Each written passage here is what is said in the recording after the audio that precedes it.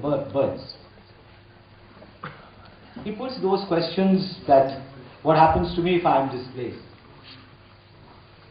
But then when you look at when we say think globally, even at the national level, and see we have so much of strifes in areas where the dam has to be made, a thermal plant has to come up. So these conflicts have got nothing to do with national or international politics. I think somebody in a business school may have to create, some kind of a set theory, as you would have seen it in mathematics. So you'll have to put a set theory and say, this is the competing interest asking of think globally. These are the issues which arise when you say that decide locally. And then try and move those two sets closer into each other. And then find out as to what are the areas where the overlapping and the conflict of interest in the core area takes place. Well, I would say that the level of debate was excellent. It shows that you are live to your environment, you are live to the issues, and next time, if such a debate is there, it would be right out in the banyan tree, not the banyan tree school. I presume the banyan tree school has a banyan tree. And if it is there, to sit there and have a debate, and then at the end of the day, just look up. If a leaf has fallen down, well, your debate has generated something. And if this leaf has got then you understand that probably the debate has not yielded the desired result. We would be having I think, the relations very soon, and we have eminent academicians here who would be probably doing the honors. And if they would be doing the honors, I may not get this opportunity to be on this stage again.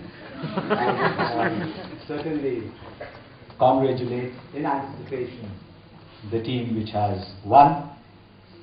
And those who have made it till here and they haven't won, well, for them, the word of solace would be that success is like marriage. The romance comes to an end when you are married. So those who don't succeed, their romance certainly thank you. Thank you, sir. Professor Sudhir to share his views. It was indeed a pleasure to be here and listen to 8 very good presentations, all competing with each other on the debate. And I compliment the organizers for having this particular selecting the topic, just so current and so useful. And I think to everybody's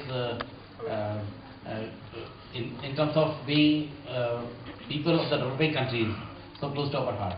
I feel that our stance would keep changing when we are on this side of the table or that side of the table, and that would happen eventually sometimes, maybe after down the line 20 or 30 years from today.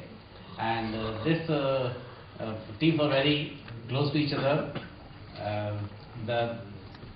After 8 presentations which were debating mode, we got 2 very good presentations, and I think that we should keep it up. The IILM, I compliment the IILM authorities for having this 9th program.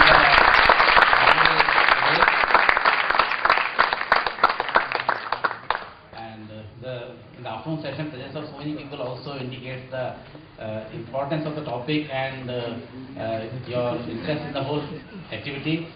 And all the institutes which have been there, I don't know from which institutes all the people are there, but I think all our youngsters are doing very well. And only one thing I would like to say, that some of the people from your people who are on the side or the side should enter politics and clean it up. Thank you very much. I'd like to congratulate all the speakers for a very energetic debate. As a journalist, I like the fact that how all of you zeroed down to 1 or 2 points and ignored everything else, which is what journalism all is about. So, so that was very good.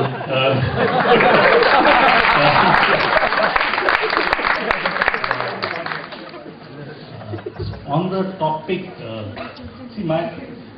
I think climate change is too important a topic to be thought of in terms of the emerging versus developing world.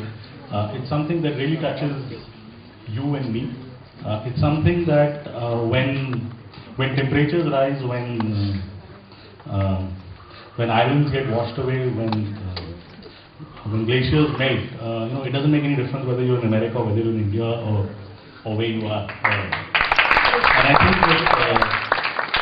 And I think unlike, let's say, the WTO, or unlike NATO, or unlike all other multilateral discussions, this is something which is much closer to us, much nearer to us. And I think that all of you should put pressure on the Indian government. Forget legal bindings, forget all of that, but let's set aggressive emission cut targets. Let's set aggressive emission intensity targets.